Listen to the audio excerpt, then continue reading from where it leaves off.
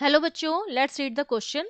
The question is a plank of mass m1 with a uniform sphere of mass m2 placed on it rests on a smooth horizontal plane. A constant horizontal force F is applied to the plank.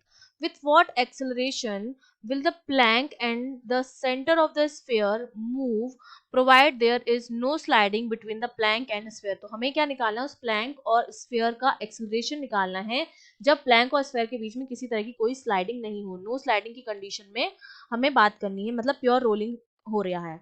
अब अगर मैं यहाँ की concept की बात करूंगी तो की कॉन्सेप्ट में हम क्या करेंगे, पहले तो हम क्या बनाएंगे, उनका फ्री बॉडी डायग्राम बनाएंगे।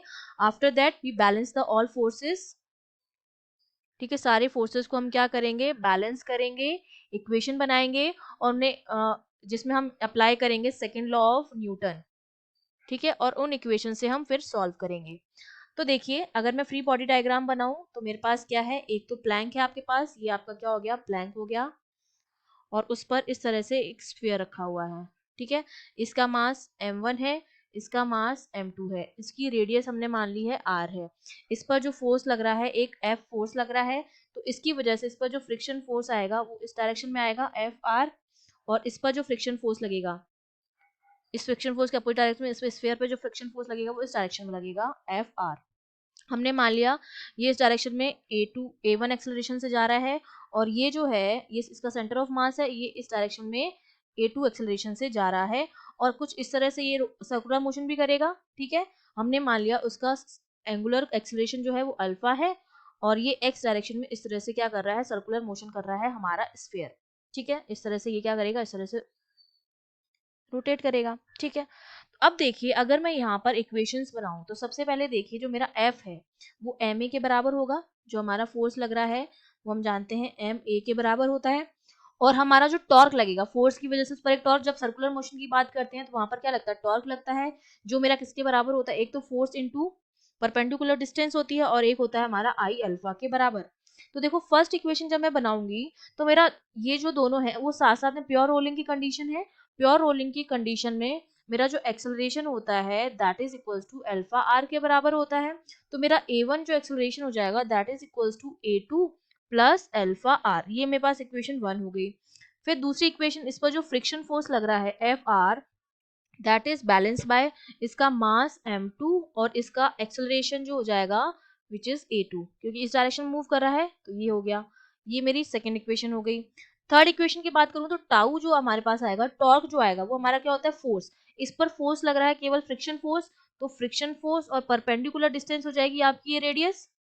ठीक है, इनटू रेडियस, और यही मेरा आई अल्फा के बराबर है। तो देखो, ये हमारा एक यूनिफॉर्म स्फीयर है, और हम सेंटर ऑफ मास के अबाउट, एक्सिस के अबाउट जब हम इसका इनर्शिया लिखेंगे, मोमेंट ऑफ इनर्शिया, वो हमारा होता है 2/5 m2r² इंटू अल्फा। ठीक है, टाउ के हमारे दो फॉर्मूले हो गए, force into perpendicular distance which is equal to I alpha, तो आई की वैल्यू 2/5 mr² इंटू अल्फा हो गया। ये हमारे पास इक्वेशन थर्ड हो गई। फोर्थ इक्वेशन की अगर मैं बात करूं तो देखिए, प्लांक पर जो फोर्स लग रहा है वो इस डायरेक्शन में लग रहा है, अपोजिट डायरेक्शन में लग रहा है फ्रिक्शन फोर्स, जो बैलेंस होगा m1a1 से। ये हमारा क्या हो गया है, फोर्थ इक्वेशन हो गई। ठीक है, ये चार इक्वेशन हमने जो है वो बना ली है। अब हम क्या करेंगे, इन इक्वेशंस को सॉल्व करेंगे।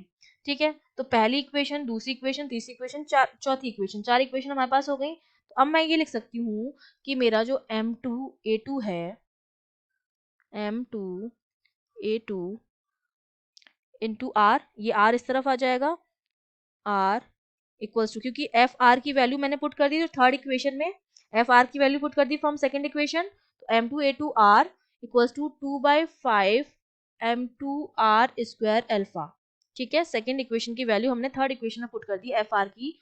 और उसके बाद अगर मैं a1 की वैल्यू निकालना चाहूँ फोर्थ इक्वेशन से, तो a1 इक्वल्स टू मेरा आ जाएगा f अपॉन, यहाँ पर आ जाएगा m1 प्लस 2/7 m2। ठीक है, ये एफ आर की वैल्यू लिख दी। तो यहाँ से a2 की जो वैल्यू हमारे पास आ गई वो हमारे पास आ गई 2/7 a1 के बराबर, और a2 जो मेरे पास हो जाएगा a1 हो जाएगा 2/7, और a1 की वैल्यू हम लिख देंगे यहाँ पर f upon under root, sorry f upon, ये हमारे पास हो जाएगा, अंडर रूट नहीं है, this is f upon in bracket it is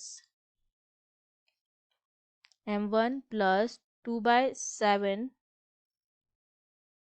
m2।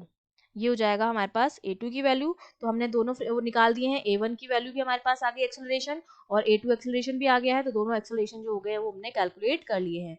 ठीक है, तो ये हमारा क्या हो जाएगा, आंसर हो जाएगा। I hope you understood well, all the best.